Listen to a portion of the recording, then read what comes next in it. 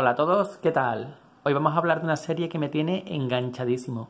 Hace años que no leía algo que me atrapara tanto y que me hiciera pasar las páginas con tantas ganas para saber qué iba a pasar, cómo iba a terminar la historia.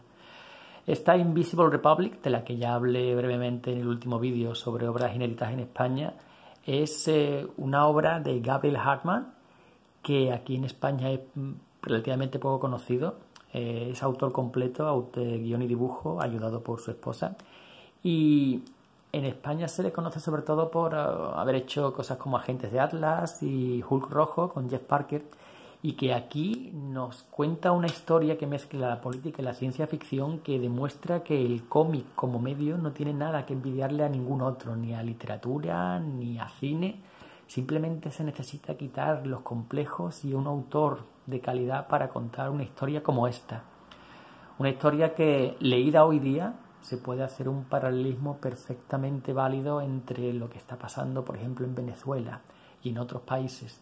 Y es que aquí, en esta historia, que está enmarcada en un ambiente futurista, pero que ya digo, eso es simplemente el escenario. Esto podría haberse contado perfectamente en el mundo actual, en cualquier país, estado fallido.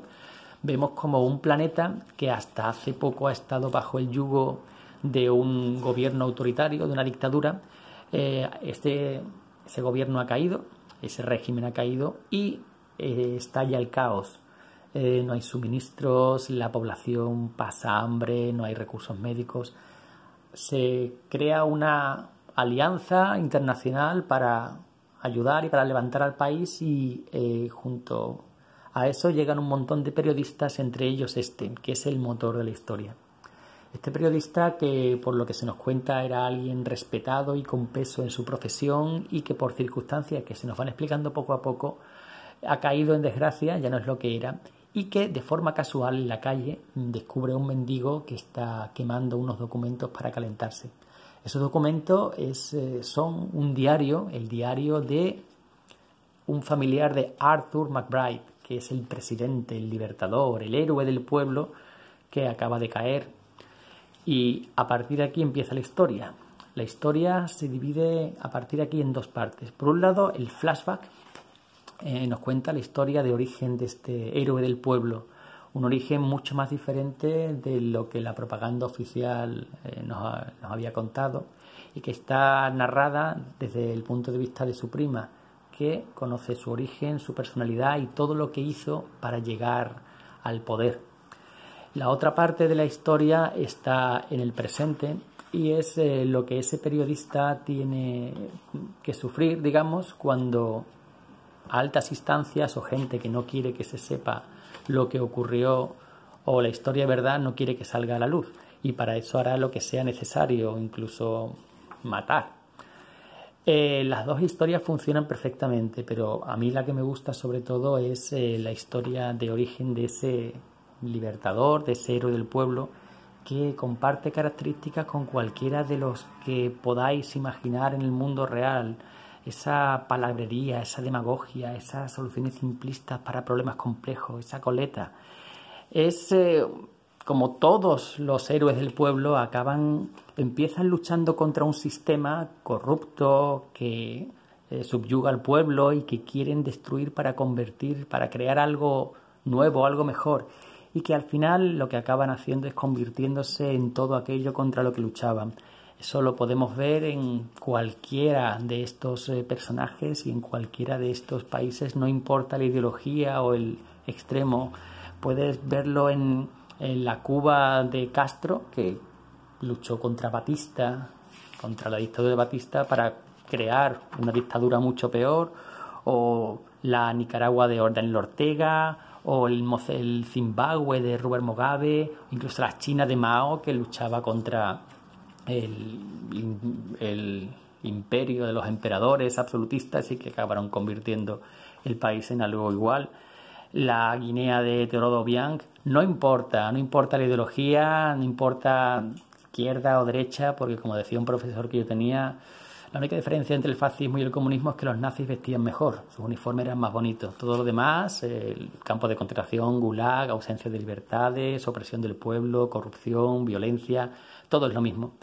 Y bueno, Esto es lo que nos cuenta la historia, el trasfondo de un héroe del pueblo que se llega a convertir en presidente y que se convierte luego en dictador, y a la misma vez la historia del periodista que lo quiere desenmascarar y que sufre las consecuencias.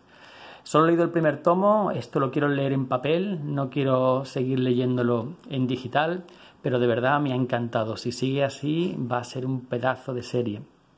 Y tiene la virtud de que esto, hombre, si te gusta la política lo disfrutas mucho más, pero puede pensar alguien de que esto está contado desde el punto de vista parcial, de izquierda o derecha. No, está tan bien hecho que si tú eres de izquierda y lees esto, al que vas a ver ahí es a Abascal, el de Vox. Y si eres de derecha y lo lees, pues al que vas a ver ahí es a Pablete, a Pablo Iglesias. Está muy bien hecho. Y el arte, ya lo veis, me gusta mucho también, la narrativa es muy buena, la suciedad que transmiten los lápices, que refleja muy bien esta sociedad que está rota, decadente, en la pobreza, que Venezuela.